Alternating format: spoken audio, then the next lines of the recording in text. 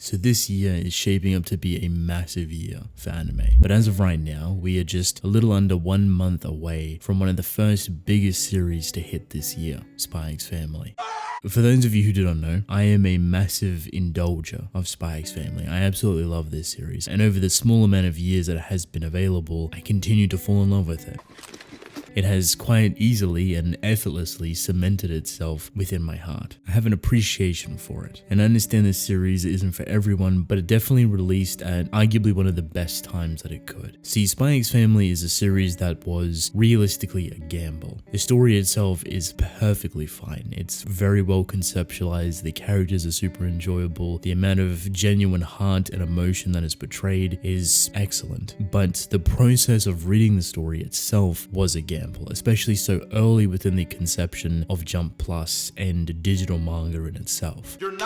It wasn't one of the first, but it was during a time where digital manga wasn't as well received as it is nowadays. It's funny because over a very small handful of years, the digital manga industry, and only digital manga, other than the volume sales of course, have increased exponentially, have rised so drastically to completely change the landscape of manga itself. Soy X Family was one of those series to charter in this new wave of digital manga. From my knowledge, this author was relatively unknown prior. This was a brand new series that wasn't going to have a physical release. It wouldn't be released in any sort of weekly or monthly magazine that you could buy within a convenience store. It'd only be available digitally, and it would be promoted through this digital site. So when you hear that this series that publishes a chapter every 2 weeks that isn't anything battle orientated to the norms of Weekly Shonen Jump to the success of that magazine, instead a story that's focused on a very healthy dynamic, super interesting concepts, a bit of romance, a lot of humor, you had something that could have easily been missed, could have easily been overtowered by anything that was inherently more popular than it at the time, but it prevailed. It skyrocketed into stardom, and it wasn't because it done anything unique. It wasn't because the story itself was something that has never been experienced before, but I think it was just the genuine nature of the story itself, the timing of which it released. People were hunting for a story that wasn't all too serious, at least within the departments that mattered, and Soy X Family effortlessly filled out every single bracket for them. To say that it skyrocketed into stardom is probably a bit of an understatement. This was one of the first massive, biggest series to be released digitally, and to push their brand new site that would be available and accessed from all across the globe outside of Japan. Quite literally a flagship for this site, and it was doing numbers, it was breaking records. People absolutely loved this manga, and they still do love this manga, but the point that I'm trying to make that within a month's time we are finally getting the anime for it.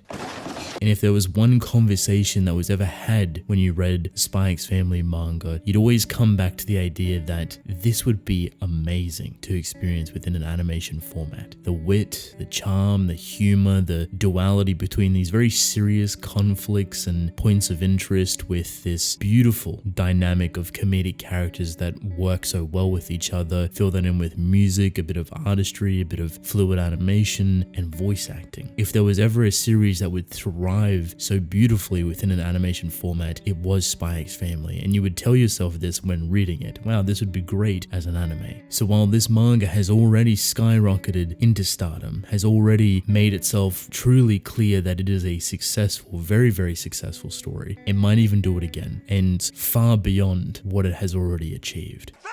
See, we are currently within a different era of anime. We are in the era of possibility, an era of change, and it's quite simply because of a singular story, being in the right place at the right time with the right type of animation that people absolutely loved, and that was Demon Slayer. Demon Slayer done numbers, manga sales like no other story has ever done, because its very well conceptualized anime opened up the floodgates for it. It allowed people to walk into the manga industry, fall into the manga industry even, where so much grace easily just find themselves in love with it, and Demon Slayer thrived beyond belief. It is still to this day insanely popular and successful. It's still selling extremely well, and it has not released a single chapter in what I believe to be like 2+ years or something.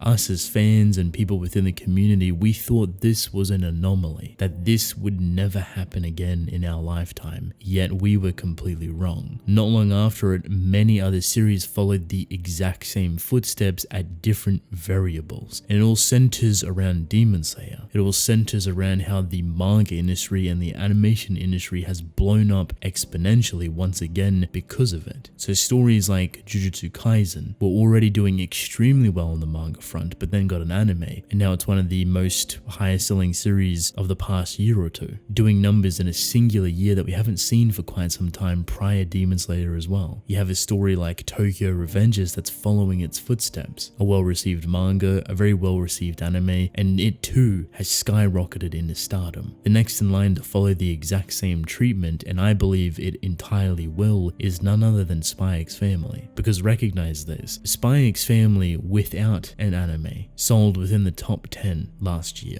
A top 10 selling manga within 2021, without an anime, without being published within a physical magazine. It releases one chapter every 2 weeks and sits strongly on the comedic side, and still it managed to get within the top 10. And now we are a singular month till we get it, something that people have been waiting for such a long time. From pretty much the first 5 chapters, people believed and thought that this would be perfect for an anime.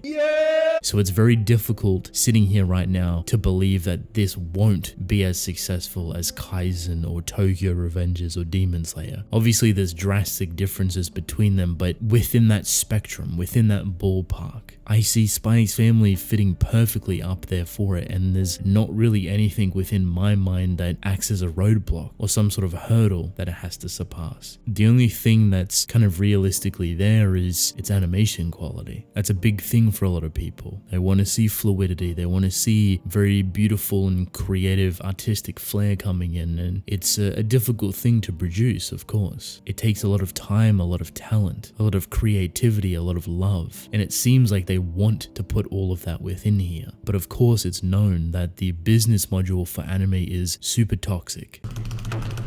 It can be very detrimental to the health, to the talent, to the incredible people working on this stuff. They may want to produce the most incredible experience you can imagine, but the time they're offered is not enough. So of course they have to try and make things work as best they can. This is a fundamental issue. Easily is one of the biggest hurdles that a lot of anime has to face. Soy X Family is no different, but I think its leverage in the department of whether it's needed or not is a little bit more flexible. Soy X Family isn't action orientated. There's not a whole lot of it within there. It's not something you're going to be seeing 24/7. It does have its action. It has its moments that are very well thought out and conceptualized. And I hope if possible the animation there is creative enough for it, which I believe it should be. I think what I'm trying to say is that obviously I'm extremely more than excited to see the response of Soy X Family's anime. I believe it's going to be absolutely phenomenal. It's going to be massive. It's going to blow up once again. And that's kind of the whole purpose of me sitting here and talking about it, is because I want to try and bring it even more attention. Just the fractional tiniest bit I can, a little bit more to it, just to let people know that, hey, this series is really good. I really love it. The anime is only a month out, and the chances of it being absolutely massive in its scope and its reception and its popularity and blowing up once again is very much obtainable. I honestly wish all the best for it. I'm very excited to check it out and see how it is, and just thinking about how far it's actually moved, how far it's come, is very heartwarming. I'm glad that it's doing so well already, and I'm more than anticipating a massive response to it. It deserves the world, and I think it will undoubtedly take it. Endtime. So with that, welcome to the end of the video. If you have made it this far, thank you. I appreciate you. Once again, I apologize for another filler video. I'm within the midst of reading stuff, so I have to somewhat space it out accordingly. But I wanted to also bring just a marginal, tiniest bit more attention towards Soy X Family, to its manga, to its anime, to the name that's going to be talked about for hopefully the rest of the year. There's a lot of great stuff coming this year, don't get me wrong. A lot of great anime, a lot of great series returning. But if all goes well for Spy X Family, it easily will be one of the biggest series to hit. A lot of people should fall in love with it, and I'm more than excited to see that reception for it. But if you have read Spy X Family, I'd love to know how you feel about the manga, how you feel about the anime, how do you feel about the popularity that it has gained? Do you think it's going to do the exact same thing again? Do you think it's going to skyrocket into stardom again? Something potentially similar to Demon Slayer or Kaizen or Tokyo Revengers or something else entirely? I think there's a very massive opportunity for this story to achieve greatness again on a completely different platform. All the tools are at its disposal. I hope it hits the mark. Let me know in the comment section below.